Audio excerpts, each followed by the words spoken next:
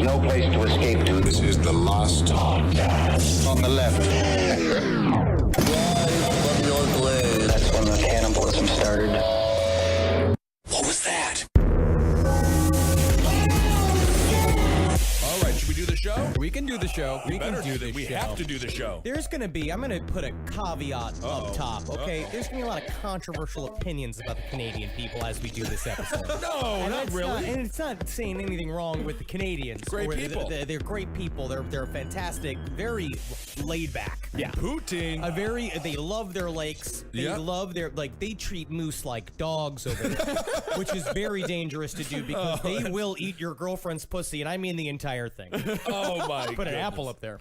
All right, I don't know about all that. That is a controversial opinion Thank that you you. just had there. Yeah. You got there. I like the moose as dogs. Yeah. Anyway, this is the last podcast on the left, everyone. I am Ben Kissel, Marcus Parks, and holy hell, how long has it been since Henry was in studio? Months. It's been months. It's been months, and I gotta say, these vagabond shoes, man. New York City still got it. I saw a bum with shit all over him outside of the hotel I'm staying in. Cool. We still got it. He did complain. Henry was complaining. He's like, there's so many people here. There is. It was like a family from Ohio all slammed into your brain.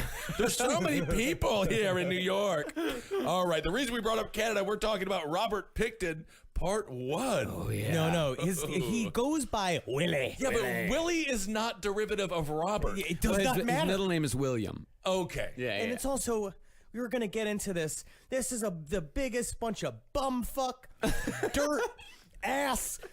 You are in a mood today. No, they are a type of Canadian homeless farmer. It's like they have a farm, but it's like they're living on the street. Okay, so it's kind of fun. Well, Robert Willie Pickton, a.k.a. the Pig Farmer Killer, a.k.a. Pork Chop Rob. Call me Pork Chop Henry. Why is that? Well, I got these pork chops. That makes sense. Well, Willie Pickton was a Canadian serial killer who murdered up to 49 women from 1983 till 2002, mostly picked up from Vancouver's notorious downtown east side. Don't you go ahead and call it that. This is an east side problem. That's a downtown east side problem. That's it. Here on east side, we have nice things. Vancouver, which is actually my favorite way to pronounce any city, Vancouver. Vancouver. Yeah, I think they got that right. Well, Pickton's known victims were street-level sex workers, many addicted to hard drugs, and living hand-to-mouth lives in an environment that we ourselves witnessed just a few weeks ago when we did a live show in Vancouver. What I loved is talking to other Canadians about going to Vancouver, and they're all like, everyone's just like, oh, Vancouver is nice. And we're like, I know, tell them where we're doing the show over on East Hastings. And they're like, oh, that's a bit of a bad neighborhood. You're not going there. And I'm like, oh, okay, sure. Yeah, I'm used to bad neighborhoods. We lived in New York City, lived in Los Angeles. Right. It's like, I've seen some terrible places. East Hastings in Vancouver is the worst place I've ever seen. It was fascinating. A lot of public heroin use. Open, and, the just ins and blood outs. on the walls. Yep. Like it's a George Romero movie. People just... It was straight out of Dawn of the Dead. There was a woman demanding wheelchairs from this guy behind a fence, and he's like, "We're out of wheelchairs," and she's like, "I just need a wheelchair." And I don't think they were talking about wheelchairs. I'm pretty sure she was asking about heroin. And also terrible code for heroin. Yes. Well, I think it makes you sit in a Who's purchasing wheelchair. multiple wheelchairs? Well, that's a good Unless question. you're a hospital supplier. Yeah, there was just one guy digging into the dirt like I've never seen before. I mean, it was into the road, rather. Bloody fingers and all. Yeah, and we took a cab from Coquitlam, where Willie Pickton actually is from. It's a sweet suburb town. Yeah, we took a cab from Coquitlam to our show in Vancouver, and our cab driver, who was from the east side, just sat there eating cherries, pits and all. He ate the entire Well, you guys, pit. we have to get back to Robert Pickton. But I he just was wanna eating the say, like, pits. he was eating the pits. He just sat for 30 minutes, constantly. Oh yeah, you're gonna want to go down. Oh, you're going down to East Hastings, right? Oh, well, you better hold on to your wallets, dear. You're gonna like he's swallowing stones like he's a chicken that can't digest food. Well, that's a good way to do it. My cab driver dropped me off 4 blocks from the venue, and he's like, "You'll get out here." I was like, "I think we got a couple of blocks." He's like, "No, you're gonna get out here." Well, Pickton would either cruise for these women himself or get an accomplice to do it take him out to his pig farm in nearby Coquitlam, rape them, murder them in various ways, and dismember the corpses. His method of disposal was either to feed the butchered bodies to his pigs or take the remains to a nearby rendering plant mixed in with the various livestock viscera produced on his farm. Now, there's going to be a lot of shit talk about viscera today. What's viscera? Viscera is all the good parts. The guts. Yeah, especially The when bad it's- parts. Yeah. The offal, as they call it. You get that crackling on them. You put some candied bacon on it. You get the you get that caramelization on the very side. Flap it, super hot cast iron pan. You get some Rob in there. You get you get some kind of like weird, like a good, nice fresh green to kind of pump it up. Get some savor. You put some umami in it with some Right. soy sauce in it. With all the controversial food you eat, you've probably eaten a Canadian. Sure. Yeah, I had plenty of meal bacon in my time. And despite what Willie Picton's Wikipedia page says, he definitely did not attend the University of British Columbia, nor was he a member of Phi Delta Theta. No. But I do love the idea of Animal House style pranks, but just Picton's version of it. No, it's just him just it's just like, oh yeah, look what I did. Killed a hooker. Oh, we were thinking about toilet paper in the house. Toilet paper in the house. over No, I there. didn't do that. No. Yeah. Killed a hooker instead. You did. Well, we were just gonna do a little toilet paper, maybe put some little bottle rockets. Oh, you do you, I do me. Okay, well, this is a strange initiation process. Well, the vast majority of the information in this series comes from a book called On the Farm by Stevie Cameron, given to me by a wonderful fan at our Vancouver show. So thank you very much for giving us that and introducing us to Robert Picton. This book is a wonderful piece of literary nonfiction that I would recommend to any true crime fan, and all quotes from this episode are taken from On the Farm. I did get several lovely texts from Marcus of being like, loving this book. It's just like, he's really into it. Yeah. Well, in contrast to a lot of books about serial killers, Cameron gives a face to the victims and their families, dispelling one of the myths of what's known as the less dead, i.e. Right. victims whose murders are not investigated by the police or covered by the media until the body count gets high enough. Yeah, On the Farm also sounds like it could be a really fun book about Woodstock. It could But be. it is not about Woodstock. There was were thinking- pigs, there was a farm. It was, what's his name from the band? That's what I was thinking. The guy who died. Levon Helm? Levon Helm. Like, it Yes. feels like his autobiography. Totally different, though.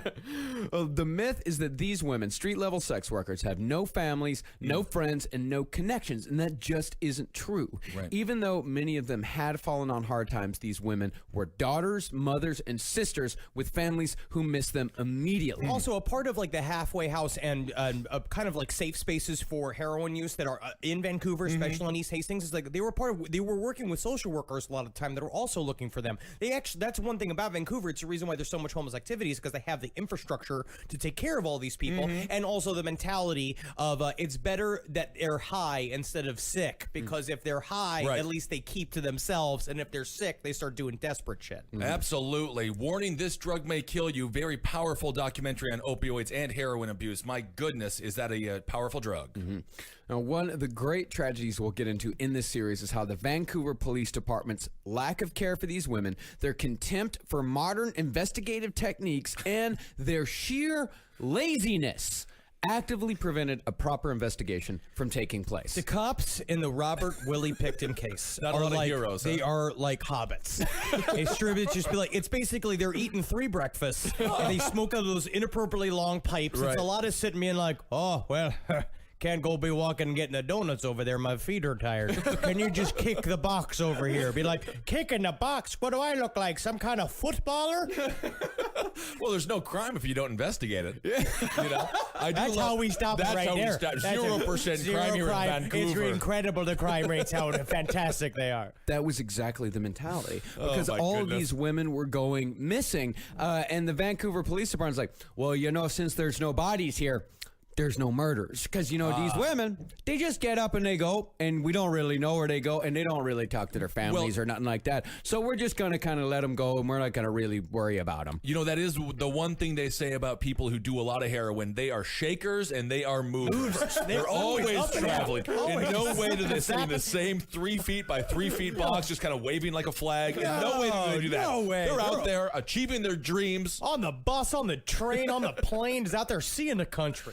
like a Dr. Seuss. Well, there were some cops in the Vancouver Police Department who were genuinely concerned about these women and genuinely were trying to get an investigation going because they knew there was a serial killer around. But really, who pushed for this were the people who worked in the downtown east side, people who worked with these women, and journalists. There were journalists who worked on this story for years. Good people trying to pressure the police department into doing something, anything, but they didn't, not until it was far too late. Yeah. Had the proper people actually given a fuck, put petty grudges aside, and got off their asses to do some actual police work, Pickton would have easily been caught years before he reached the staggering number of 49 victims. Because he was a mouth-breathing. He used to live with his pigs.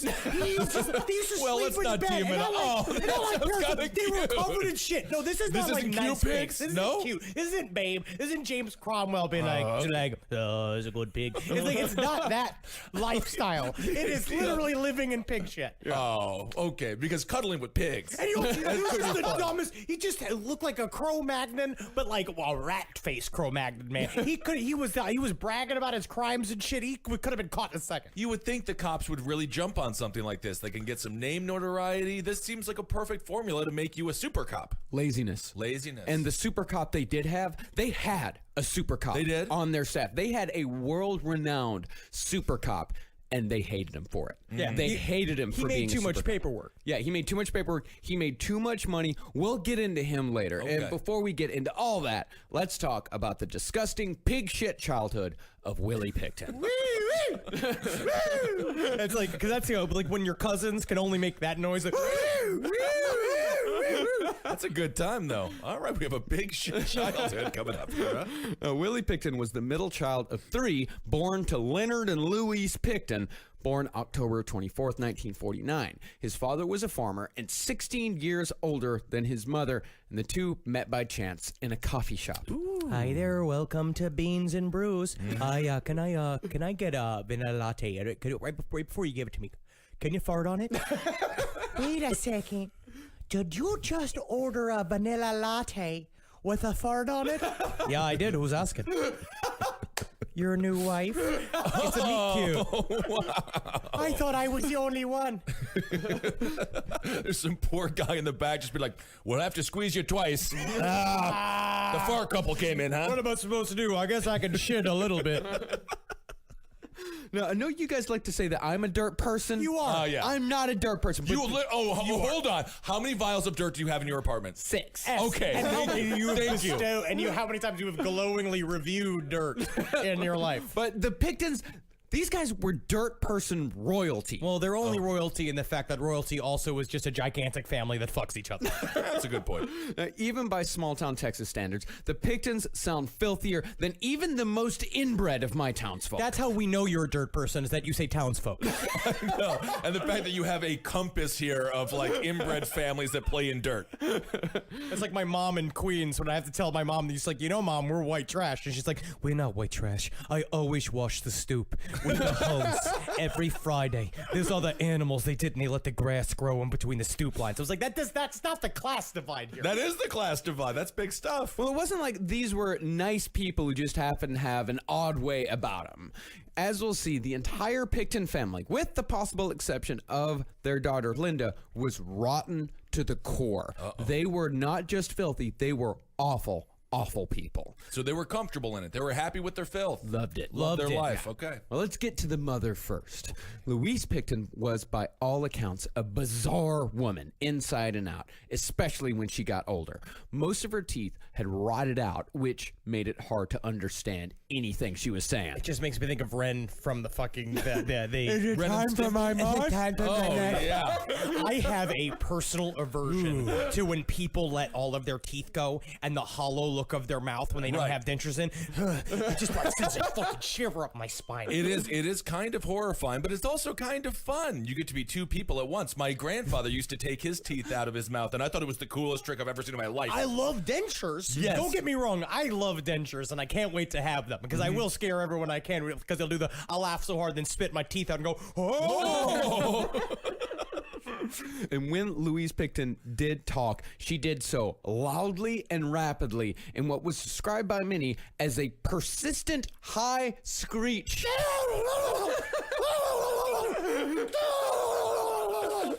So you're gonna get the Baconator then. Do you want a side salad with that? We're trying to make it healthy here at Arby's. Ooh, get some Mott sticks as well. As far as her appearance went, most of her hair fell out with only a few wisps remaining, which was always covered by a kerchief. Ooh, that's classy. Well, it seems like all her hair had migrated to her face, as she was said to have essentially a goatee. That reminds me of my dog Wendy, and I miss Wendy. Oh, Wendy is an incredible dog. If you haven't seen Wendy, go to Instagram. I think Natalie Jean on Instagram has shown some pictures. You have as well. Check out Wendy. I know Wendy is an incredible dog, but we're like getting really dangerously close to when like somebody has a baby and all they talk about is their baby. Yes. Well, it is a good dog. I'm going to fall down that rabbit hole. This I'm is kind of a obsessed Venn with the dog. diagram where I have to agree with Henry here. But the dog looks like Splinter, which we realized, and it's cute when a puppy looks like a Splinter, but when a lady looks like Splinter, it's not very cute. It's different. Yes, we actually got to hang out with Wendy at our Pittsburgh show. Pittsburgh was incredible. Thanks for everyone who came out. That was wonderful. Trundle Manor rules. Yeah. Yes. Oh yeah, Trundle Manor. I made friends. So his mother looks like the old lady from the woman that could be a young woman or an old lady picture. That's right, but she Yes. never turns into the young lady. Never No. once. Okay. Never once. No, she had long hair sprouting from her chin like the stringy roots of a plant, and she had a thick mustache, or at least thick for a woman. She's like a master in a kung fu movie. Yeah, I was thinking that, or just some like a cafeteria cook who's very good with the slop. Yeah. She can just slam that slop down, but she's a good one because she gives people more slop than the other one does. One visitor to the Picton farm later said, quote, That would blow my mind as a little kid. I would just say to myself, cut it off. It's true. It's easy to guess do. so. But I guess you get pride. Yeah, you got pride. I like let my beard grow into my chest hair. Well, it's an indication that you've been around for a little while. You're wise. yeah, but I think she was like fairly young when it started. I think it sounded kind of like she was in her like 30s or 40s when the hair started. Very wise. Very wise. Very wise. Today's last podcast on the left is brought to you by Casper Mattresses. A Casper mattress is an obsessively engineered mattress at a shockingly fair price. Supportive memory foams create an award-winning sleep surface with just the right sink and just the right bounce. Try Casper for 100 nights risk-free in your own home. If you don't love it, they'll pick it up and refund you everything. Casper understands the importance of truly sleeping on a mattress before you commit, especially considering you're going to spend a third of your life on it. They got free shipping and returns to the U.S. and Canada, and with over 20,000 reviews and an average of 4.8 stars, it's quickly becoming the internet's favorite mattress. I got a Casper mattress, Henry's got a Casper mattress, even Ben's got a Casper mattress, and we all absolutely love them. They're very comfortable. They've got like I said, a sink and a bounce to them that makes for an absolutely beautiful night's sleep. You can get $50 towards any mattress purchase by visiting www.casper.com/LEFT and using the offer code LEFT. That's $50 off any mattress by visiting casper.com/LEFT and using the offer code LEFT. Terms and conditions apply. Now, as far as clothes went, Louise always wore a house dress over a pair of men's jeans, accompanied by men's rubber gum boots, which made her waddle like a duck. Well, technically, she was the Scarlett Johansson of Coquitlam. That puts her in the top 10. That way, I mean, honestly, the waddling like a duck makes her kind of cute. Yeah. That's kind of fun. Yeah, waddling like a duck, no hair, goatee, no teeth. Well, you know what you're eating for dinner every night. Yeah, and It'll be creamed. I'll tell you what she's good for, huh? You know what she's good for? Huh? Are you going to make a joke about sexual things? Eating hot dogs, sucking them down all the way down. Very good. And she was short with a round face like her children Linda and Dave. But Willie looked more like his father, having inherited the rat face that so many dirtbags across North America seem to share. Now, even though the family farm housed chickens, ducks, and dogs, their main animal was the pig. And all these animals were allowed to freely roam in and out of the Picton house, shitting wherever they pleased, which didn't really seem to bother the family all that much. You just let the pigs in the house. Yeah. And it comes down to the pet pigs are different, right? Because Yeah. they're clean, they're Cute. smart. Yeah. You know what I mean? They got tiny little feet, they got cute little faces, and that's nice. These are more like hogs. These are are big ass hogs. big full-grown hogs. And normally you got to keep the hogs in a place where the shit doesn't come in the kitchen, right? I guess so. I'm not a farmer. I'm a city boy. All right. A part of me kind of like, if other than the pooping in the house, you got to poop outside the house. But it is kind of fun to have a bunch of animals in the house. Yeah, I don't think you know how much shit animals produce on a daily basis. I'm really not weighing it. like, I'm not. real fast. You too. were a dog nanny to Pomeranians. They shit like an ounce. It's like a little it's like a cute little poop, That's and you're true. like, oh, that's cute.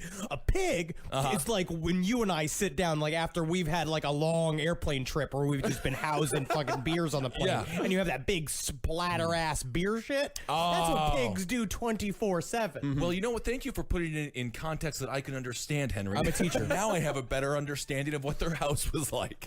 well, the kids had to slop 200 pigs a day. Every day, both before and after school, and the smell of pig manure and slop stuck to every member of the Picton family, which earned Leonard the nickname Piggy among the other local farmers, a name he actually liked. Oh, thank you. Thank you. So even by farmer standards, they were exceptionally By odorant. everyone's standards, Okay. the Pictons were the stinky kid. I mean, he was even the stinky farmer. You know how hard That's it what I'm has to saying. be to be the stinky farmer? The stinkiest one. Yeah. Well, it's all like Pigpen. They're all Pigpen if Pigpen murdered sex workers. And also, it's the Canadian version of the Texas Chainsaw Massacre family. Yeah, I was getting that vibe too. Yeah. Now, for the most part, the Picton boys lived a fairly isolated existence. The eldest daughter, Linda, seemed to have some semblance of a normal life, but Willie and Dave spent most of their time either with the pigs or each other. And it seems like there's a little bit of the classic kissing brothers going on. We don't. There is no evidence for that. You're just saying that. Kissing brothers. Well, there is no evidence to counter the evidence that Exactly. Henry There has. is Gotta no- keep right them on the now, defensive. there There is is a no point, evidence to counterpoint counter- going on. You Oh, can't, wow. even though these are terrible people, we can't be engaged in pure speculation here on Last Podcast on the Left. We still do have some journalistic integrity. All right, I'm Little going to kisses. agree with Marcus that it's not true, but I'm going to agree with Henry that I want it to be true. I want it to be true. It's probably not a coincidence that Linda is the only one out of the three to come out okay, because she was actually given dresses. She was allowed to hang out with other kids. She wasn't constantly hip deep in slop. And you know that she was the black sheep of the family. They were sure would be like, well, Linda doesn't get along with the rest of us, but she's out there just having a normal life while everybody else is covered in shit. It's like, Can you imagine, though, going on a date with her and going back to her place and just be like, gonna meet your father? I don't think they did. No? I don't think. I imagine Okay. she was all be like, it's like, no, I was thinking, Linda, maybe it's time for me to meet your dad, and we can do the whole, like the whole marriage thing. She's like, what if I said they all died? I believe it. Well, she actually became pretty successful once she finally shook the Picton farm loose. Like, I think one of her kids had a doctorate, another one like had a master's degree. She did very well for herself. Okay. But Willie and Dave, Willie in particular, would not be so lucky. All right. One of the traits that Willie shares with a lot of other serial killers, the secret ingredient in his soup, if you will, is an unnatural childhood attachment to his mother. Literally, the umami. Yikes. For his father's part, he seemed to be an almost total non-entity both in Willie's life and around the house. His mother controlled everything from the family to the business. The only thing we have from the father is a rumor that when he did pay attention to Willie, he was extremely abusive. Okay. Yeah. Now, Willie also wasn't very bright, at least in the academic sense. In third grade, he was placed in special ed and stayed there until he dropped out of school freshman year of high school. Okay, so I have to ask, if he's not very bright in an academic sense, where is the bright? Pig. Oh, Pig sense. He's got pig sense. He's real pig smart. You say what you want about Willie, but he's got good pig sense. I can pick a pig out of a lineup of 5 pigs. I tell you what, I can tell you what a pig looks like. I can describe a pig. It's got 4 bottom things. It's got Yeah. 2 things that make it go, oi, oi, oi, oi, oi, oi. It's got a hole in the back for your favorite parts. This is Picton. Your kid loves to eat crayons, but my goodness, does he have the best pig sense I've ever seen as a teacher. And he had a horrible time in school while he was there. Yeah. even though the Pictons were pretty successful, they were still pig farmers in a community that was made up mostly of doctors. Yeah, Coquitlam is like a nice suburb. Yeah. It's weird to have them roll in, and all of a sudden you have like the shitty version of Pugsley from the Addams Family just in your class. Like you're gonna be disappointed. Well, it was a farming community at first, Okay. and there were a lot of farmers around, and along with all the other farmers, the Pictons lived at the bottom of a hill facing up to Essendale Hospital, which housed about 5,000 mental patients at its peak. So a lot of the people in Coquitlam at the time worked at the mental hospital. So all the kids in school were the sons and daughters of doctors. Right. But even among the kids that were farmers, Dave and Willie were still the smelly kids. They were still the outcasts. And they also talked weird.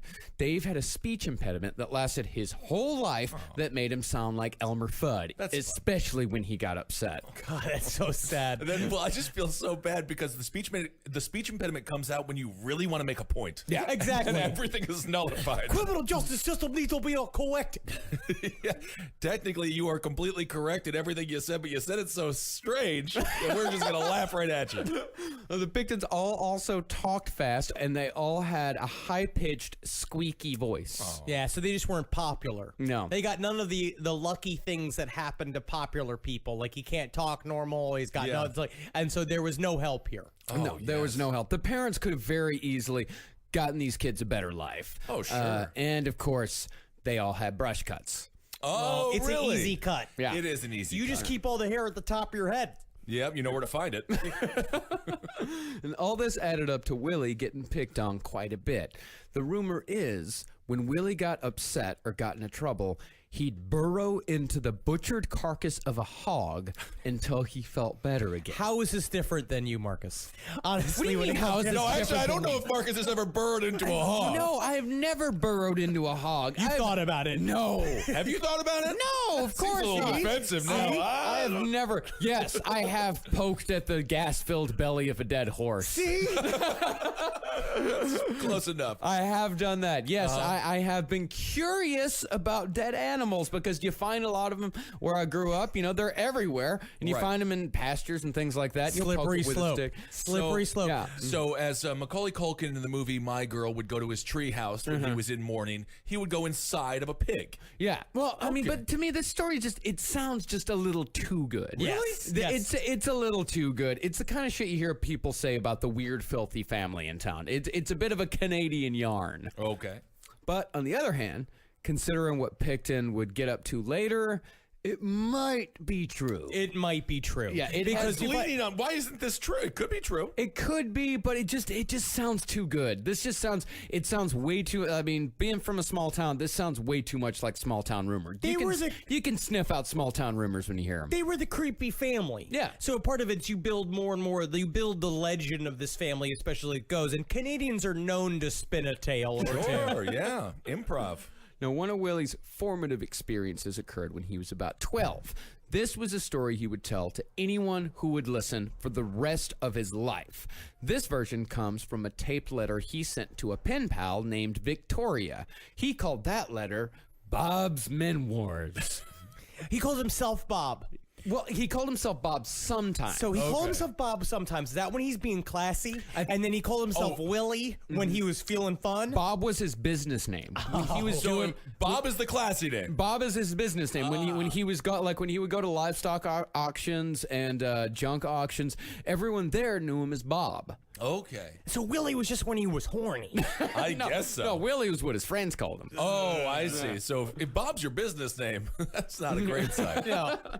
So the story goes is Willie had gone to a livestock auction with $35 as money that he saved up himself, and he bought himself a 3-week-old calf to raise. One day, he came home from school and found the calf was missing because every day he'd come home from school excited to feed his calf. Yeah, it was his kissing on best it, friend. sucking on its dick, playing with its asshole, like doing all sorts of stuff, calling it Willie, calling it himself. It's going to be really strange.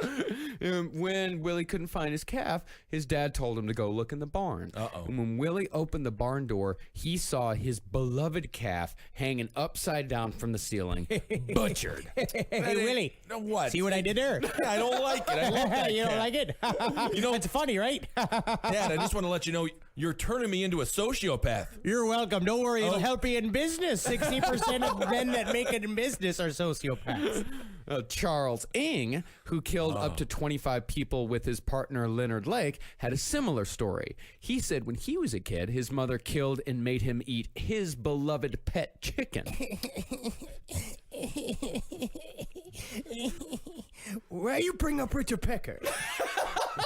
Why you go so far to bring up Richard Pecker in front of me again? Nobody knows. Nobody knew what kind of friendship I had with you, Richard Pecker. That's his name. He's such a tanner, Richard Beak. That's why I called him Richard Pecker. Yeah. Well, he is a serial killer, mass murderer, horrible person.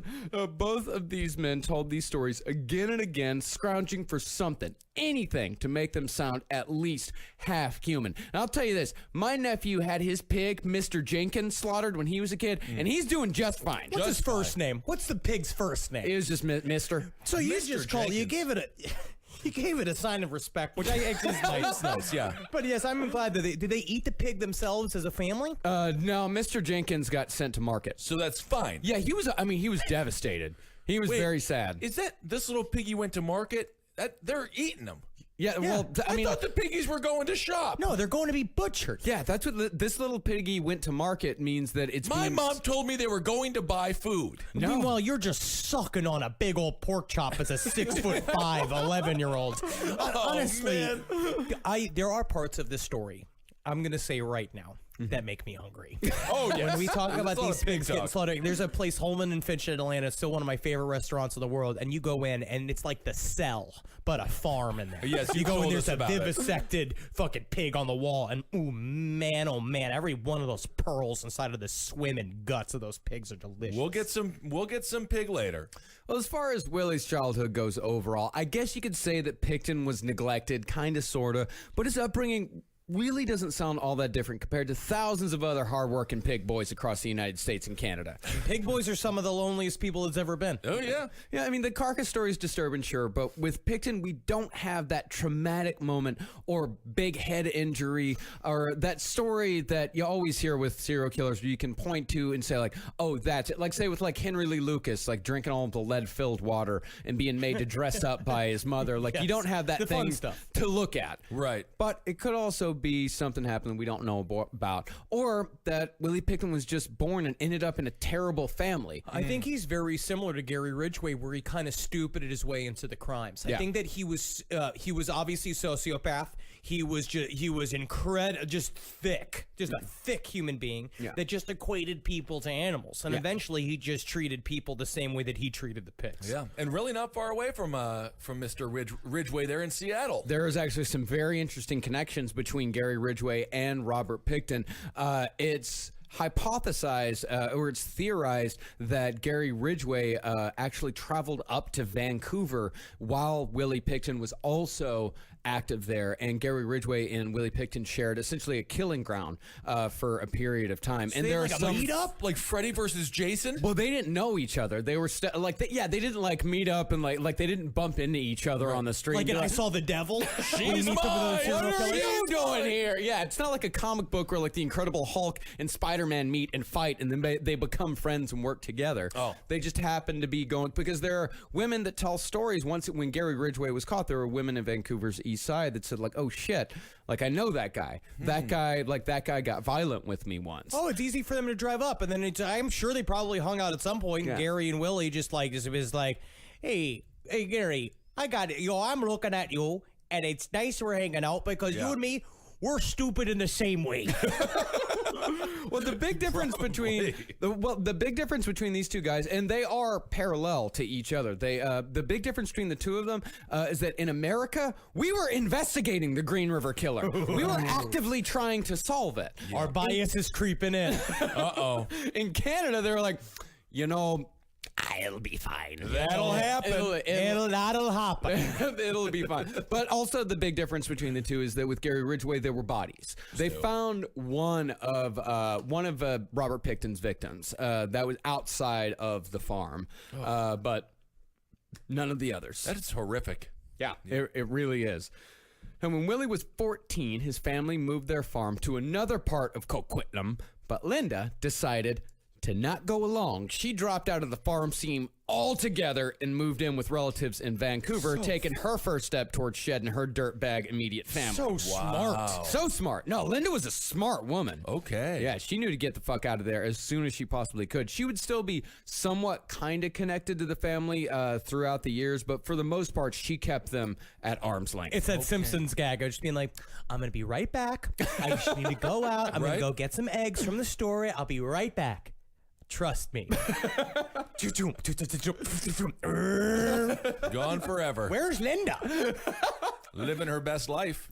Now, this second farm would be where Willie would live and operate for the rest of his life. And that second farm would eventually become the largest crime scene in Canadian history. And if you wrote this place into a movie, into a horror movie, you'd be told you were trying too hard. My goodness.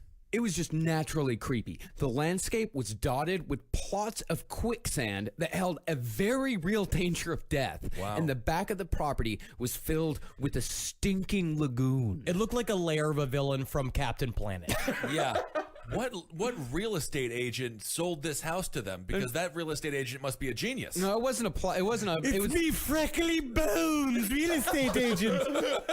Yes, welcome here. We have the bog. Hope Yeah, you enjoy. cool. Don't put your foot in it. It's filled with man-eating piranha. I already put my foot in it. Got you again. This place is awesome. We were devastated. We had to take the castle down because it was filled with bats and the guano was stinking up the area. I'll pay you double.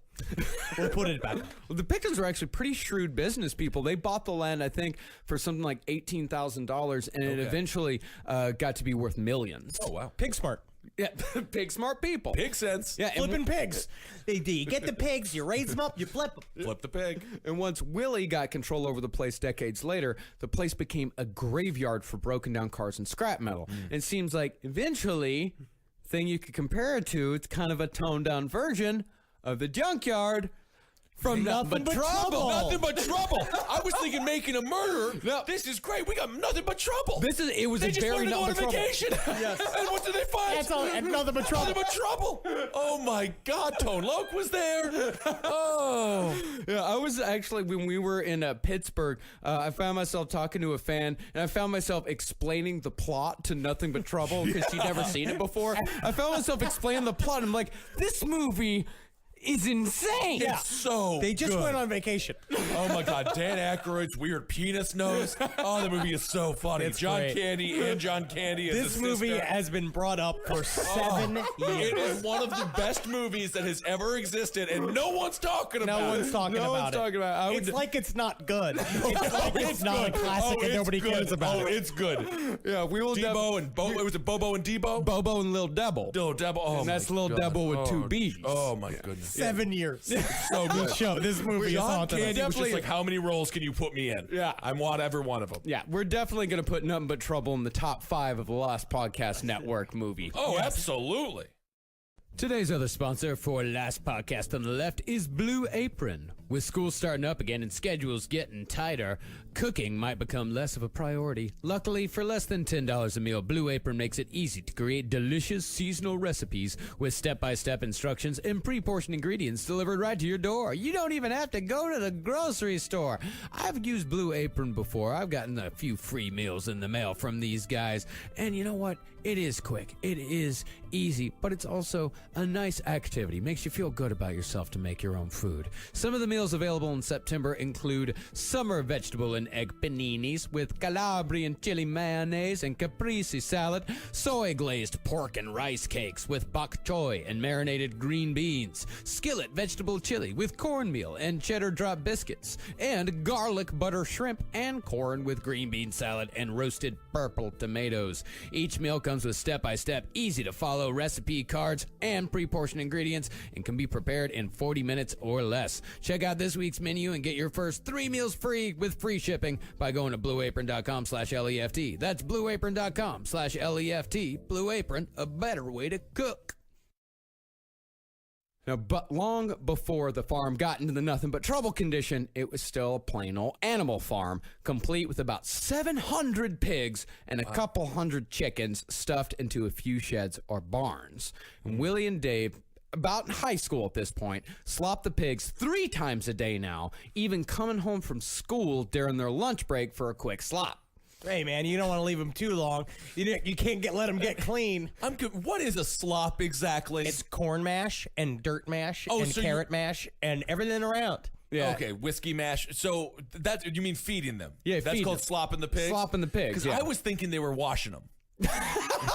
No. Okay. No, they're not this whole viewing. time I thought they were washing the pigs. Nothing was getting washed at this Oh, time. I see. Yeah, Okay. They didn't even have a shower. Oh. Yeah, so the boys, in the morning, they'd go to school covered in slop. They'd go home for lunch, get covered in more slop, and then go back to school for the rest of the day without having taken a shower. Yep. Okay. Yeah, so the boys just going back to school smelling like a piggery. I see. Now, All right, a makes sense. piggery is also what you call a group of men on their way to Atlantic City. That is very true.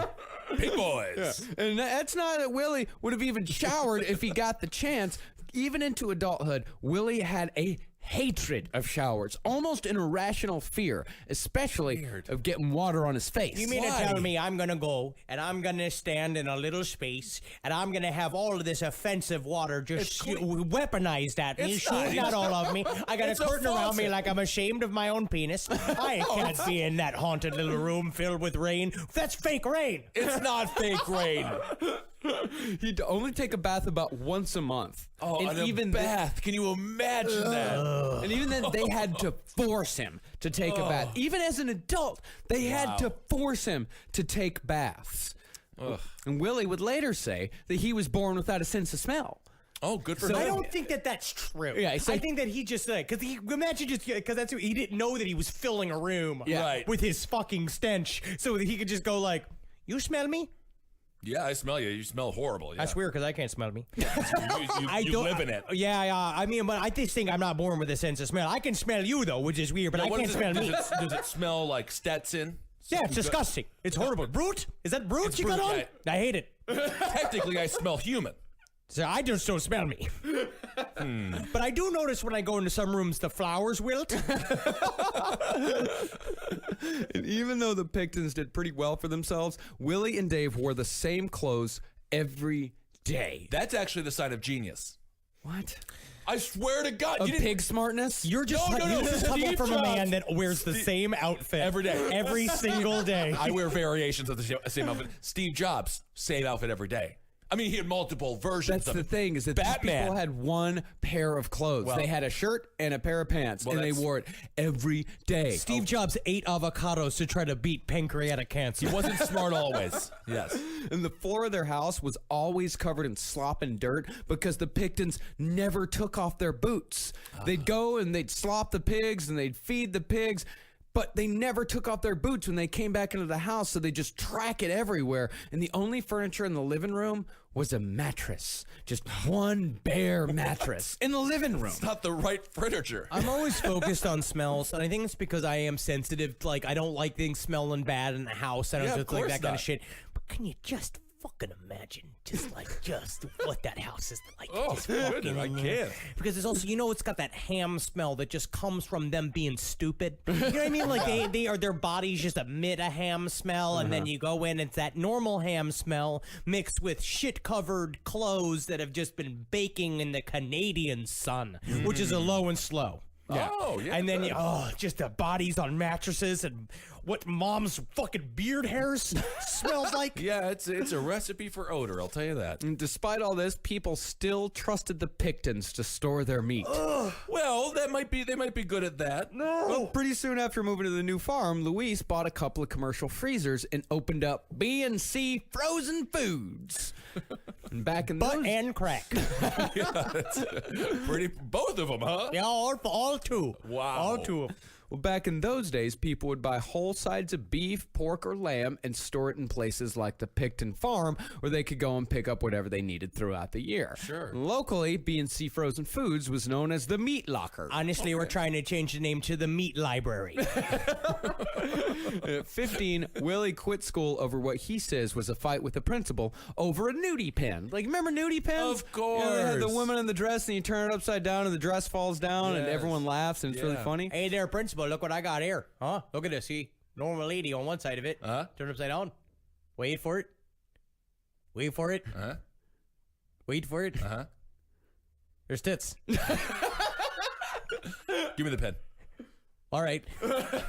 It's a gift for you, huh? You like that? I dare you to kick me out of school. I don't want to be here. But Louise was more than happy about all that, because from then on, she had a full-time employee. He wanted to get kicked out of school. Well, why was he even in school in the first place? He was leaving. He was desperate to leave school to go be Of with his course. beloved pigs. All he wanted to do was slop the pigs. He's a pig guy. He's at Pig University. That's a farm. The weird thing is that Willie's brother Dave, even though he was still had the same pig shit lifestyle, well, he showered sometimes. That's good. But he still did all right socially.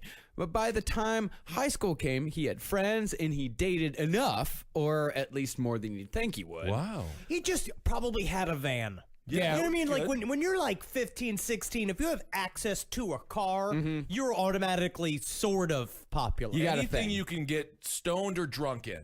Yes, that'll make you popular. But Dave was still a dirtbag through and through, and probably still is to this day. He's still alive. And while Willie is indeed Canada's most prolific serial killer, we should definitely give Dave his due for being a solid Canadian reprobate of the trashiest order. Here's your due. Oh, there it is. We're giving dues. Dave's first great crime that we know of occurred when he was 16, and it probably had quite an impact on Willie as well. On October 17th, 1967, Dave was driving west along Dominion Avenue at the same time that a 14-year-old boy named Tim Barrett was walking home from his friend's house. Just me and my best friend, a squirrel, just walking down the street. Mommy won't let me in the house anymore because I didn't sell my newspapers. It's just it's a lonely child song. That does sound sad. Now, nobody knows what really happened, but Dave managed to hit the young boy with his truck from behind. I know what happened. What? He hit him with the truck. From behind, so he was gunning for him, in other words. Yeah, we actually, we don't know if he was speeding and he wasn't paying attention, but the kid was walking on the side of the road and Dave just fucking slammed into him. And then Dave stopped, saw that the boy was severely hurt. Dave freaked out, drove home, and told his parents what happened. And the family, instead of calling an ambulance, went into cover-up overdrive. First, they wiped as much blood off the truck as they could and sent Dave to a local mechanic to get the dent from the boy's impact fixed. Smart. Well, I guess. Smart. I mean, Family sticks together. I guess. Not when you kill a young boy. I guess. Well, they never saw I Know What You Did Last Summer. It's going to lead to a haunting. They're all going to die. And while Dave took care of that, Louise got in her car and went down to the scene of the crime. She found Tim Barrett still lying there. Is that What the... are you saying? What are you saying, Mike? Get me to a hospital. This poor kid. Poor kid, yeah. You know what she did? She rolled him into a water-filled ditch. That's the mother? Hoping that, the mother. Hoping that no one would find the body, and then she just went home. Jeez. So Dave... Regular old Ted Kennedy. Yeah, now Dave at the mechanic shop, the mechanic fixed the dent, but was surprised that Dave even brought it in to fix in the first place, as the truck was pretty beat up already, and the Pictons weren't really known locally to be especially fussy people when it came to aesthetics. Yeah. Why are you fixing this dent now? The whole car's covered in pig shit. Why didn't you wash it off with a hose for a second? Also, I'm pretty certain there's blood on here. Yeah. Well, you know what's a great... We can fix all the dents. We can do all the dents for $500 flat. Just the one dent? You're sure? Just the one? All right, it's $100 dent. But the next morning, when the mechanic heard the story on the radio that a young boy had been found near the side of the road, mechanic called the Royal Canadian Mounted Police and reported the work he'd done on the Picton's truck. The horrible thing was that Tim Barrett was still alive after the impact. His bones were broken, he was hemorrhaging, and his skull was fractured, yes, but what he actually died from was drowning. Oh my God! So she killed him. She killed him. Killed him, but again, It's Texas Chainsaw, man. it is. But if you can't rely on your mother Yeah. to hide your crimes for I you, guess in my this- mother is nuts, but I know for a fact she would lie for me on the stand. And that's the only thing that they need to be there for. I that's guess. it. In the end, they got to call when they credit card companies. They got to lie to credit card companies for you. Never heard of him. Never heard of Never him. heard of him. My son died. My son is dead. He's dead. He's dead. Oh. Tim Barrett died floating in 2 feet of muddy water right where man. Louise Picton enrolled him. And had she not done that, he would have almost certainly survived. I mean, he wouldn't have been right. You know what I mean? He would have been fine. I don't People know. survive Recovered? car accidents. I guess so. What was this? It's the Wait, 80s. are you saying that if you're in an accident, what, better dead? I'm just I saying. think that Henry is taking a bizarre love side for the mother right now. He would have just been a crooked boy. No, he would not have been a crooked boy. He would have fought hard and made it to the NFL. It would have the been- CFL. The CFL. He would have been alive at the very That's least. true. He would That have is been true. alive, you fucking monster.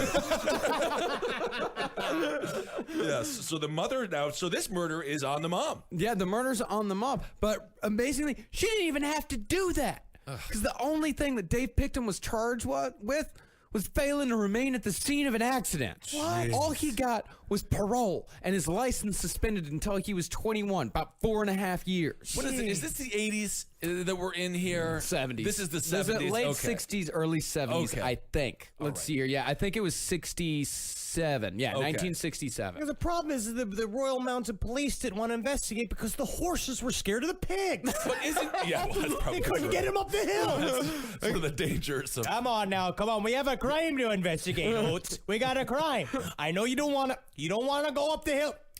All right, no crimes today. There's never been a crime ever, not since 6 months ago. You know, the funny thing that the one thing that I learned in research in this episode, the RCMP is actually the Canadian version of like the FBI. Yeah, no, they're hardcore. Yeah, they're the Mounted super Police, hardcore. I will not talk too much shit about the Mounted Police because they will come for your ass. And I will say they bring the horses in the buildings.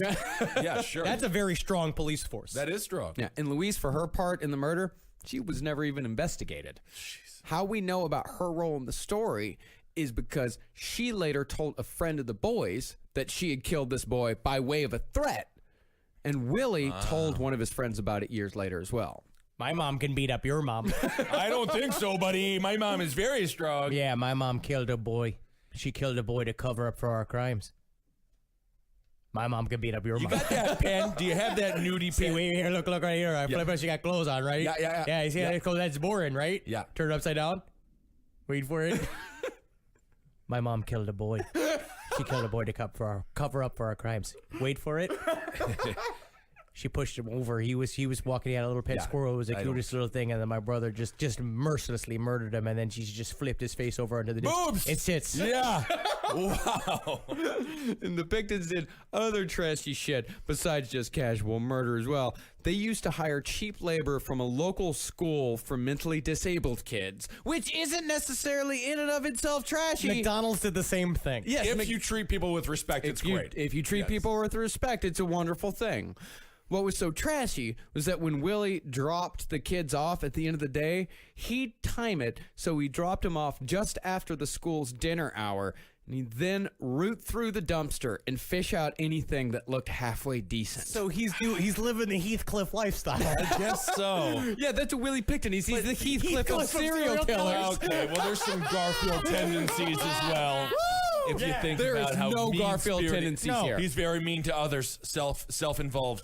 Garfield loved nothing but lasagna. That's good food. Yeah, and Garfield isn't necessarily mean to others. He's just particular. He's particular. Tell that to Nermal, okay? When she's on flight to Abu Dhabi, all right? Normal was a liability. Nermal was a wonderful, wonderful creature. But why were they hungry? They had a pig farm. They had a meat locker. They're just cheap. like free shit. Yeah, I yeah. get it. They're just cheap, trashy I people. see. What he'd do is he'd bring all these leavings to his mother, and she'd cut off any part that might have gotten dirty, and the family would just feast for free. It got dirty coming in the house. That's pig, honestly. dirty. The dirtiest thing is the house. That's pig sense. That is pig sense. Fix it. Now, I could understand this and even sympathize with this if the Pictons were barely scraping by. But these people had 2 thriving businesses. They were just the true definition of garbage people in both their hearts and their lifestyle. It's the Garbage Pail Kids. Yeah, But adults. but a whole family of them. So by the early 70s, the Picton brothers were starting to establish the career paths that they would follow for more or less the rest of their lives. Dave was working demolition and construction, while Willie has started his career as an apprentice butcher. And at first, Willie actually hadn't really liked butchering all that much, but by the time he reached his early 20s, he could handle 24 animals a day, and eventually he would be able to handle twice that. Wow. You know what's interesting is I think that's where he got the positive validation.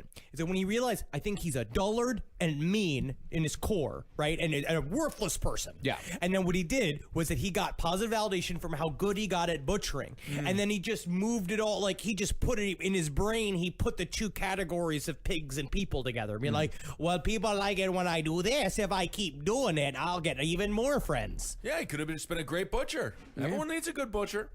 So by the time Willie was in his 20s, he began his lifelong hobby of writing a pen pals, although it was never really made clear exactly how Willie got a hold of these women. How did you just get a pen pal? I think there used to be services where, Oh, I think so, yeah. I think there used to be services because I remember I had a pen pal that I got out of, what was it, Discover Magazine. In the back of Discover Magazine, you know, the science magazine, it's either that or 321 Contact. Wait, hold You on. were writing So were to you? a 40-year-old man. Yeah, were you- pretending to be a little boy. That is obviously what's It happening. was a little girl. Are you Problem Child from the movie Problem Child? I just Why? see What you does with that the have to weird do with He anything? has alfalfa a pen cowl. pal. He's the pen pal is in prison. It's a serial killer. That's right. That it's right. Interesting. Yes. You are problem child. No, it was a little girl from Minnesota. it was a full-grown man from Minnesota. Well, he was very good at writing like a little girl. Yeah, I bet he was. His heart is a fucking Dickens sitting there writing his letters. He's like, finally, I'm the little girl I always wanted to be. It's an interesting thing to do. Yes. Well, Willie's all-time favorite pen pal was a woman named Connie Anderson who lived in Pontiac, Michigan. When Willie was 24 years old, he took his first ever trip outside of Coquitlam and traveled through the Midwest to meet her.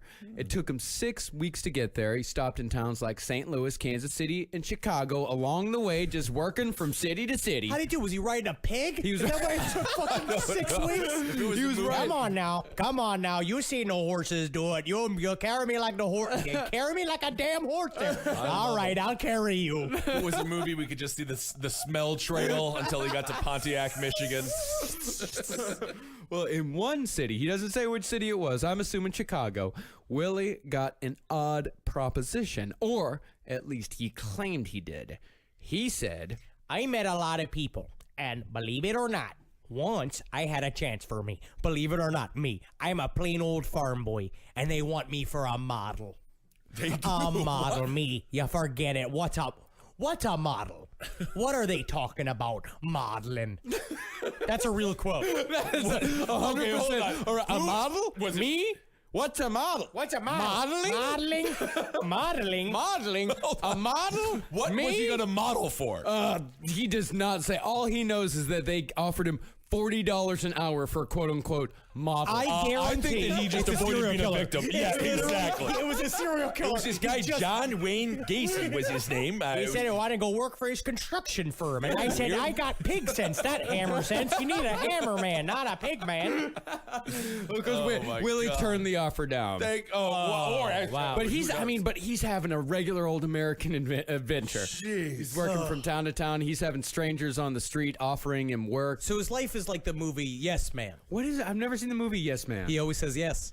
It's a film Well, no. pro-improv. What are you talking about? No, he said no. Willie said no. Yes, but until then he was saying yes, yes, yes.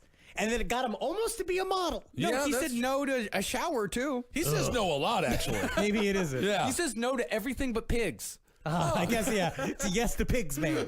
Makes sense. Willie finally got to Pontiac around mid-February and was soon, quote-unquote, engaged to Connie Anderson. But Lord. he said she couldn't leave her job, and he couldn't leave the farm, so it just wasn't meant to be. Careers always tear people apart. Also, I tried to cut her open. Yeah, And that was that'll like do a it. big thing. And I was like, because I was feeling really overwhelmed. I was new to the country. There was signs I didn't understand. I didn't understand how to order at the fast food restaurants. I got different specials in there. So I just wanted to go to my comfort space inside a large breathing thing. Oh, I see. But it seems like Willie's only real takeaway from his time in America was a preoccupation with George Washington's birthday. In fact, after reading On the Farm, it seems like some Canadians have very odd ideas about how we celebrate George Washington's birthday. I What do you never do? celebrate What is it? George When Washington's is it? I've birthday. never celebrated George Washington's birthday in my. I've celebrated the day off from school. There is a day off from school for George Washington's birthday? I couldn't even point to it on a calendar. I July can't tell you what 4th? it is. President's Day, remember? but is What? that his that's for birthday? everybody? Well, that's the thing is that we only don't we only celebrate George? I don't even know when I have George Washington's no birthday idea. idea. is. I No thought that was clue. Abraham Lincoln's like anniversary of the hat, like when he first time he got the hat. No, I just think about Calvin Coolidge on President's Day. No, I think President's Day is like we celebrate both Lincoln and Washington on the same day. I Why? think they put both into one day. Why do we those celebrate two? them at all? They're Because old. we celebrate President. It's like the third Tuesday of February or something. We Or, already got Mount Rushmore. Doesn't that celebrate him? Sure. well, Stevie Cameron wrote in On the Farm. She wrote, "Quote: Americans revere George Washington as the embodiment of honesty and celebrate his birthday with the madness of cherry pies." Abraham Lincoln is honest. That's, I mean, No, none of them are. George Washington, the cherry tree. I know the cherry thing, Honest- but honesty is Honest, attributed although to there's Abe. honest Abe, but there's also an honesty thing with these Canadians. That they're getting it all wrong. Getting all I have wrong. no idea. I think maybe in elementary school we maybe did a cherry pie thing in elementary Maybe. school like one time. But maybe that's where the cab driver was eating the cherry pits. No, that was He's because in he was. Canada, and that was like a In couple honor months of ago. Americans. He's like, we got a couple of Americans in the car. No. I better eat the pits. They He eat was the just a pits. backwards human being. Okay. Yeah, I've never heard of the tradition of eating cherry pies on George Washington's birthday, and for whatever reason, the whole thing bothered the hell out of Willie. He said, "Quote: People keep trying to make me eat cherry pies. Hey, are we missing our own culture here? He said it was enough for him to comment on it. He said that it turned his stomach to see all these Americans with their faces covered in cherry pie. So apparently we're not just eating cherry pie, we're also eating it so vociferously that it's all over our face. Willie, you're covered in pig shit. Yeah. At least cherry pie is nice. I don't know. It's like the movie Stand By Me or something like that. Maybe that's the way America used to be. Nothing but cherry pie. Is this like a Michigan thing? Yeah, like man. something they did in Maybe Michigan? it- Long legs, big racks. It's a Michigan thing. Don't hate me. Yeah, makes sense. I actually have a magnet that says that. Long legs, big rack. rack. Don't hate me. Vote for Michigan. Classiest refrigerator in Los Angeles. So when Willie got back to Coquitlam, never to return to the cherry pie madness of America, he got into horses. As people paid the Pictons rent money to board animals at their farm, so there's a lot of horses around. So Willie's like, "Oh, I like horses. Let's get a horse." So he became like an unpopular girl in high school. But then were these horses perhaps used by the Canadian Mounted Police? I don't think they were. I think these are just general horses, just general Canadian horses for Canadians. Okay. So Willie chose a colt and named it Goldie. Oh. And he never rode it, but he loved showing it off. Hey, Willie you was see- a big show off. You seen Goldie? Oh, you seen her? Yeah. Yeah. Big tits on that horse, huh? Yeah. Look at this. I turn her it's like she's just a regular horse like this, right? Yeah. Flip her upside down. Wait for it. Yeah. Yeah. Wait for it. Yeah. Oh, she's shitting. Wait for it. See these tits? Yeah. Like it? Yeah. Can I see that pet again? Yeah, absolutely. Right here. I see it right here. It's real boring in the beginning. Yeah. Right, she's wearing these clothes. Yeah. You flip it upside down. Yeah. Oh, Goldie's shitting again. I think Goldie's throwing up. Wait for it. Oh my. Yeah, wait for it right there. Okay. I think it's broken. Well, when Goldie died 4 years later after injuring a leg, because you know if a horse breaks a Yeah. leg, it's done. You It's got all to put done. it down. Yeah, it's like a grandmother. Yeah. Yep. So after Willie put the horse down, he sawed off the head. Oh my. Mounted it and kept it in his dank basement bedroom, which is a horrific thing to do to your horse. You don't fucking do that to your horse. Why not? It's Because a you dead have a horse. special connection with your horse. Yeah, it'd be like if I don't mean, know, I you- did already bring up with Wendy how we're going to stuff it when she dies. You gotta stuff a dog. Yeah, That's but- actually common stuff. Yeah, but with a dog, that's one thing. But a horse, you got a special connection with the horse. Well, I think you have a special connection with a dog. Yeah, or but your it's a pig. different connection with your horse. I don't know about Yeah, this. well, because It's an technically- interesting stance, Marcus. Because a has on horse this is one. your friend, it's your child, and it's your transportation. So it's like the love you yeah. have for your pet, your brother, and your guess- car. I mean, back in the Old West, you could get hung for being a horse thief. You wouldn't be hung for being a I- dog thief. You're not being hung for being a horse mounter if you mount a dead horse on your wall. No, but it's because you have. It's weird. You guys are just never. It's weird. I don't think it's that. I will say if I have it's- a favorite car, I'm gonna mount the bumper when It's it gets weird into an to accident. do it yourself. To have somebody Well, else do it, did he maybe. actually? Did he do a good job with it? Though? Well, he took it to a taxidermist. So he never got into taxidermy himself. final question. Anybody out there, I Final guarantee you question. there's going to be some listeners out there that are horse people that are going to agree with me Okay. that this is a fucked up thing to do. Final question: did he mount it with the horse tongue sticking out of its mouth? Kind of fun. Yeah, and put the little like green sunglasses on it like it's CGI Fridays. Well, in Willie's room, besides the horse head, he also had a Picton coat of arms displayed on the walls. Oh wow, What is royal that? family. What would their coat of arms be? Good lord, it's just a shit covered fucking Can you see the crest? It's like a little shit lump, a piggy face, another shit lump, and then a woman with a full beard. Oh, I like that. And he also kept a book that told the history of various local families in Coquitlam, including the Pictons. Oh. And it was said that these things were his most prized possessions. Okay. As far as furniture went, though, the only thing Willie had in his room was a mattress on the floor, which had a big black stain right down the middle. That's mold. The God knows what it room is. did flood quite a bit because in Vancouver apparently there are spring floods, and the room did flood quite a bit. And as soon as the floodwaters went down, Willie just went back in there. And I would imagine that the black stain was probably just from Willie going to sleep on it covered in pig shit, Yeah, not that's what I was shower. thinking too. Yeah, kind of a streak of pig sense. So in 1978, on New Year's Day, Picton's father Leonard finally died at the age of 91. Holy hell! Yeah, and if you'll notice, Different life than Hugh Hefner had. Yes. Definitely Yes. different than that. if you'll notice, this is the second time we've mentioned, no, about the third time we've mentioned Leonard Picton in this entire story. Yeah. This guy just pretty much hung around the house doing nothing. He's Grandpa from Yeah. Texas Chainsaw Massacre. He'd set up in the attic. Right. They would bring him down for dinner, and then they would and then everyone else was doing everything around him. They just basically waited for him to die, and so was he. And when he died, he must have been so happy. Just died in the Play Poo Mansion. Just disgusting. Play Poo Mansion. Play Poo Mansion. And 1978 just started a couple of years of tragedy for the Picton. Later on that year, one of the piggeries burned down. It killed about 600 pigs. I tell you sucks. what, it is really sad. But can you imagine how delicious that smelled? I don't know. Just that pig's roasting. 600 crackling pigs. Ooh, All right. Then the next year, Louise Picton died of cancer on April Fool's Day, 1979, at the age of 67. I must say, Canadians. You're not feeling well? Is this a joke? It's April Fool. Are you doing a joke? Is it a joke? Is it...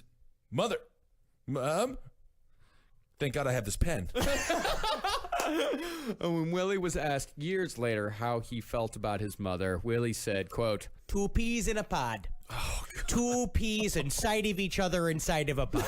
Oh my gosh. Now, the Picton farm was actually worth quite a bit, despite its disgusting reputation. It was worth almost $1 million in kidding. today's money. Wow. And with both parents dead, it was time to see who got what in the will. Now, how the will was laid out tells you something about Willie's personal relationship with his mother, but it's really hard to figure out just what. First of all, every child got about $90,000. Whoa. Plus the farm split 3 ways. And that's $90,000 in 1976 money. This really Or reminds me. 1979 money. This really reminds me of the uncle from American Story.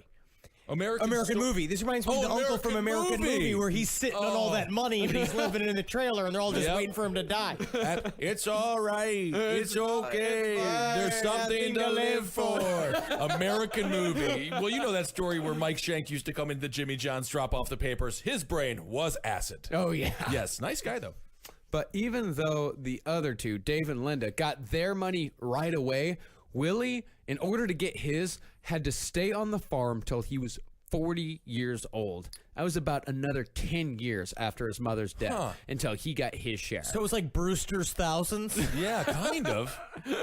But he also got an additional $20,000 up front that the other two didn't get. It was an odd split. Yeah. And I can't quite figure out what she was trying to do. Well, I think that she knew that Willie could not go anywhere else. He's got pig sense. He's a pig guy. The piggery is where he I belongs. just think they're all fucking stupid. And was that the everything was done wrong and backwards and Canadian. Yeah, but like they it's were always super, done. they were Strange when very successful people. And his mother trusted him the most with the farm. So Yeah. I Just think like- that's the compliment. But where do you think he's going to run off to Los Angeles to be a model? He already You'll went to find him- Pontiac, Michigan once.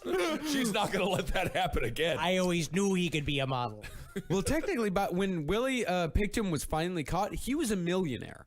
Like Really? yes, he was a millionaire. These people. This is not fair. Yeah, is he the richest serial killer that we've covered? Is he the richest serial killer? Besides, H.H. Holmes was rich Yeah, on yeah, that's- paper. that's He was right. rich on paper, but Willie Picton actually was worth well over $1 million. Wow. Yeah, so he was. I would actually say that this fucking stupid Bastard. pig shit dickhead is probably the richest serial killer in Oh history. my God! I just imagine him shit. It's like Scrooge McDuck just like diving into a big thing of dollars, just covered all in shit. Yeah. Just like oh my God. Beverly Hillbillies, I guess, huh? Today's last sponsor for the last podcast on the left is Audible. Audible content includes an unmatched selection of audiobooks, original audio shows, news, comedy, and more from the leading publishers, broadcasters, entertainers, and business information providers. Unlike a streaming or rental service, with Audible, you own your books, so you can access them anytime, anywhere, from almost any device, including your iPhone, iPad, Android, Amazon Fire tablets, or Windows Phone. Audible makes getting more books in your life easy. They got an unbeatable selection of audiobooks featuring incredible performances. Transform your commute and ride with Audible. If I were to recommend a book for you to download for Audible, I'd say go for my favorite book ever, In Cold Blood by Truman Capote. If you've never read it, or in this case listened to it, I could not recommend getting into that book enough. You can get a free audiobook with a 30-day trial at www.audible.com/LEFT. That's audible.com/LEFT for a free audiobook with your 30-day trial.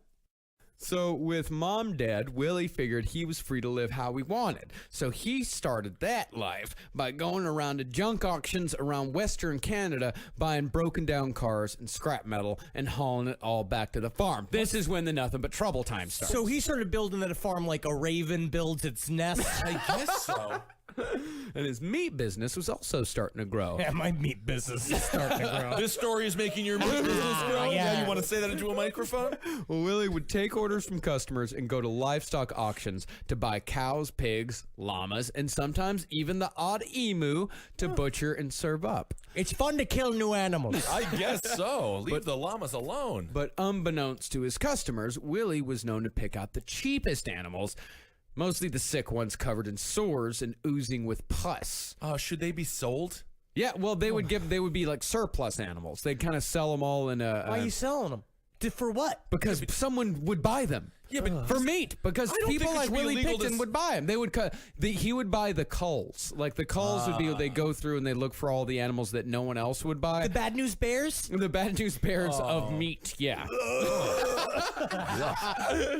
The horrid meat.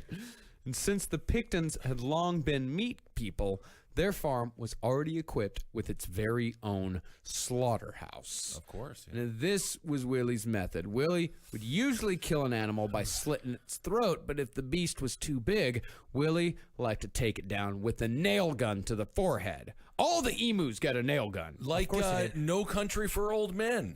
Well, that was a whole different apparatus. That wasn't an air pressure It was gun. it was Yes, but a similar idea. Yeah, similar idea. But no, Willie would use an actual like construction nail gun to just in a fucked up way. yeah. Fucked up. I mean, I guess there's no pretty way to kill an animal, so. And after the animal died, Willie would cut a hole in its ankle, slide a hook into the wound, and hang the animal from the ceiling to let all the blood drain out into a bucket. And then you can take all that blood and you can congeal it in a nice sauce. You make that blood sausage like I had in Scotland. I understand that you are not. None of this is averting you from having disgusting food on a regular basis. This is natural. Yeah.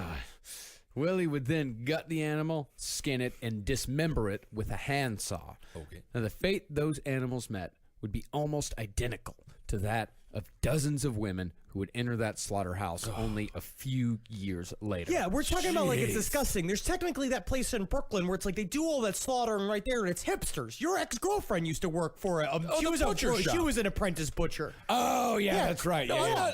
we used to do it in it's like- Wisconsin during deer hunting season. You open up a garage, it looks like it's nothing but deer carcasses hanging If he there. didn't do it to people, technically, It would this be is fine. like, this is a real DIY. It's fine. Technically, it's very expensive. Oh, I don't know butchering. about the diseased llama jerky That's he was not making good. with it, but yeah. Now, small parts of these women's bodies would also join the animals in the 40-foot deep holes Picton would dig around his property to dump the excess bones, skin, and meat from the animals he slaughtered. Now, how excited would you be to dig a 40-foot hole, though, Marcus? Look at him. 40. Look at him.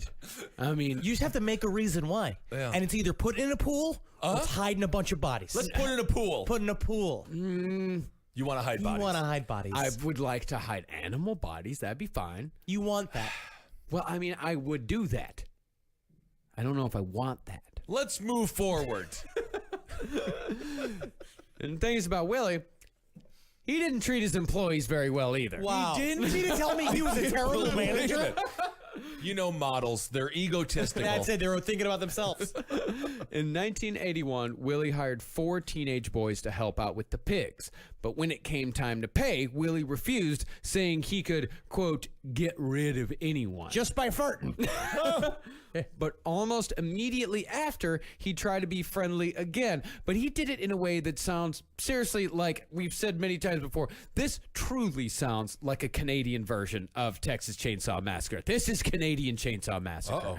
This is what one kid said happened. One day, Willie told me he had a ham for me and I should pick it up after my shift. Another kid told me to not take it. But at the end of my shift, I said, what about that ham you promised me? And Willie returned with a mass of material. It wasn't brains, but I don't know what it was. It was all stringy and not ham. Well, what was it? I think it was a bucket of uteruses. Oh my, poutine, put a little gravy on I it. will say, I always love going to the store and get a nice pound of not ham. Not ham. What is it? We know what it's not. It's not ham. Now, since the Picton brothers were already bad people, it makes sense that they eventually went down the road of criminal enterprise. And since their plot of land was fairly large and already covered in junked out cars, it made the perfect location for a chop shop operation ran by the local Hells Angels chapter. Oh, okay. And this made the Picton farm a favorite hangout for bikers and lowlifes of all stripes throughout the year. Kind of cool. Like, in know, a way, It is. kind of cool. It's like if the Nothing But Trouble place was an actual hangout It's a party- instead of it's a party big party house. place. Yeah, Big party place. I would have gone to a party if this would have been a place around where I grew up. We kind of had a place like this, but it wasn't really criminals. It was, it was dirtbags definitely, but it wasn't a lot of criminals. Just Hell's Angels just drinking a beer and saying sorry to each other because it's Canadian. Sorry. Now, most people thought Dave was the one who ran the whole chop shop operation, at least the day-to-day, but when police finally caught wind of what was going on, they were told by some of the teenagers who worked gigs stealing cars that it was the supposed dullard Willie who actually ran the day-to-day. Supposed dullard, who's now? Who's now do you mean, who supposed is dullard? You come over here telling me supposed dullard this and that, and you're gonna have to explain to me what supposed and dullard is. But before you do, the first thing I'm gonna need you to do, take a look at this pen. I got a new one. Oh, great. She's bigger. That's what I like about her. She got see a that. male woman uniform on. You see that? I flip it upside down? Yeah. You wait for it? Supposed dullard. I don't know. Send me that. Everybody I thinks don't I'm know why they would supposed, say that. whatever Yeah, it means. Slow, wait for it. I'm smarter than you I think. know Hey, that, Think yeah. about it. It's tits. Oh. New pen. But even though the brothers got caught red-handed, nothing ever really came of it, mostly because the local Mounties had their hands full with Vancouver's first serial killer, Clifford Olson, who killed 18.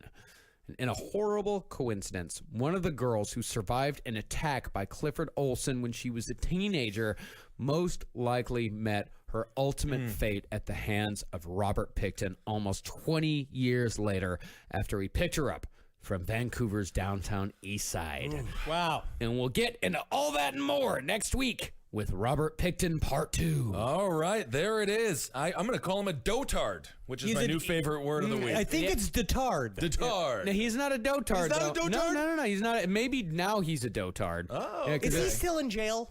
yeah. Picton is still alive. Well, I don't want to Dude, ruin he- the end here, but Yeah. I We mean, only got this- one- I We're gonna thought get that this to guy it. was dead. No. No, dude, this all happened not long ago at all. He was 'Cause you caught, what, in 1999? 2003. Well, I guess we'll get into that in the part 2. My goodness, for Yeah. some reason, I always forget when we cover the more current events ones that this stuff is still. Yeah. Wow, that's it was either 2002 or 2003 when this guy got caught. This was not long ago at all. All right, well, we're going to get into that in part 2. All right, everyone, thanks so much for listening. Let's see. What do we want to talk about? We want to thank everyone for the Patreon. Of course, we want to Always. thank everyone for the Patreon, and we got an announcement. We got a new show announcement. We're coming back home. We got a live show here Yes. in Brooklyn that we're going to be doing on November 8th. That's it. That's going to be the day after the election, right? That's right. Yeah, so you'll we'll be in good shape. we'll be in great shape, in no way hungover at all. Not in any way whatsoever. No. But yeah, we're finally going to be. This is the first New York show, this first New York live show that we've done in almost well over a year. Yeah. Yeah. Yep. I think Yeah, over. you bet. Yeah, You you bet bet. there, Over eh? a year. Oh, yeah. Yeah, it's amazing that we've done Canada 5 times in the last year. Oh, know. we've done Canada all right, I and we'll love- probably end up doing it again. You're right, eh? Yeah. Absolutely. Montreal, Toronto, Vancouver, and Calgary. And everyone was absolutely wonderful. Toronto twice. Toronto twice. Yeah, thanks to everybody who came out to our show in Toronto. Yep. Thanks to everyone who came out just for laughs because that's all we had. That's Yeah, all that we you were better doing, fucking just for only laughs. laugh. Yeah, absolutely. And thanks to everyone out in Pittsburgh. That's it. We wanted to give a special. On a sad note, we met with Elisa and her husband Jonathan. Jonathan was battling cancer. He has succumbed to cancer. So our hearts are with you, Elisa, and the entire Smith family. The boys there, 9 and 7 years old. It was a unbelievably powerful moment to meet with you. It was great to meet with the family. They were all It was, incredibly sweet, yes. and we just wish to see Jonathan on the other side. And I'm just glad that he had a peaceful passing. Yes. So thank you for allowing us. Thank you for sharing that with us. It was very powerful. And everyone at Pittsburgh, it was a wonderful show. Oh, yeah. So thank you all so much It for was a coming lot out. of fun. Thank you guys for everything. Also, remember, so we got our Halloween show in Los Angeles coming up, and I want to That's put it. this out there real quick. So El Rey, October 28th, we're pretty much sold out. We're gonna be doing a clothing drive called No Nude Dudes because we're trying to get in LA. We're gonna be putting out various businesses. We're gonna have a list of all the places where to go to drop off men's clothing. We're basically, the idea is that normally women's clothing are collected a lot more than men's clothing in terms of like stuff for the winter, like jackets and stuff, and like just normal shit. It's like, I mean, any clothes that are available, but please give, and we're gonna put an announcement where those locations are where you can drop off those clothes. But come out to the show That's October it. 28th because we're gonna be randomly selecting people to get free VIP tickets from that drive. When you have to put hashtag No New Dudes, hashtag Samhain Gala if you go and you take a picture of your donation. Samhain is spelled Sam Hain. Sam Hain. There it is. I and think but- they're all very important people. That's what I say. Yes, they are. They're They all are. VIPs But, to me. So come and fucking come out to that show. It's gonna be really great. It's gonna be classy. It's going to be a classy classy night. is it gonna be? It's going to be pretty classy, and everybody from Last Podcast Network is going to be there as That's well. it. Yeah, it's going to be a different type of show than we normally do on like with our last podcast on the Left Live shows. This is going to be more of a variety show, Yes. more of a menagerie, if Yes. you will. It, AKA, I think clusterfuck. Is that what the is that the proper term? But it's going to be a great time. We're all going to celebrate Halloween together, and keep on supporting all the shows here on Last Podcast Network. Marcus mentioned the election, November 7th. If you want to listen to politics, listen to Abe Lincoln's Top Hat. I think we do a great job of keeping it as light as possible in these heavy times.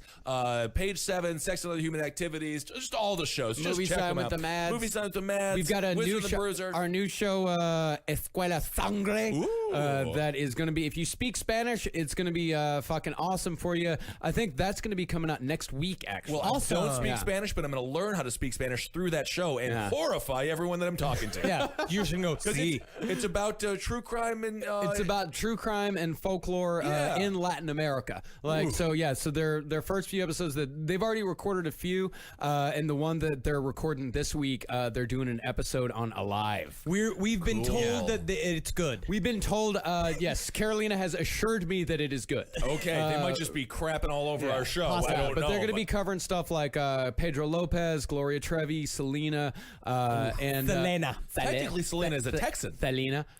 She's technically a Texan. I didn't realize Selena did not know how to speak Spanish. Not really, no. She She was just from- mimicked it, no, and she- then I guess she learned at some point. She was from San Antonio, yeah. Unbelievable. Oh, wow. So make sure you follow us on Twitter at Henry Loves You, That's at it. Marcus Parks, at Ben Kissel. Follow us on Instagram at Dr. Tasty, at Marcus Parks, at Ben Kissel, the number 1. And follow Yes. Last Podcast to the left and all the bullshits at LP on the left. That's it. And go rate and review. Honestly, all the shows on Last Podcast Network. If you take a second when you're listening to it to just rate and review on iTunes, let's continue our world domination because we're all together in this, and it's unbelievable that we've created something out of nothing, and it's all Absolutely. because of you. And I would also like to thank and give a shout out to a fan who sent us an amazing book that we'll definitely be using in the future.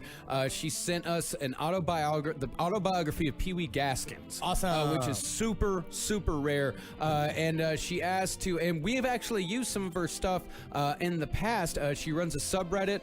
She runs 2 subreddits. One of them is Our Crime Scene. When we talked about tar and feathering photos that we Yeah. looked at years ago, Yes. that was one of hers. Oh, wow. Yeah. Not and as cute as the cartoons made it out to be. No, my God. Not at all. And she runs another subreddit that's her own stuff. It's R Jessica M Shannon, and I just checked it out earlier today. It's really fucking cool. It's kind of like the morbid reality subreddit, but all pictures, and it's really rare stuff that I'd never seen before. So yeah, go check those out. They're super cool. Awesome. All right. So hail Satan. Hail yourselves. I'm going to do a special Hail Jonathan, Hail Elisa, and Fuck Death. Yeah, and Helgeen as well. Hail me. Me gusta lejos. Goodbye.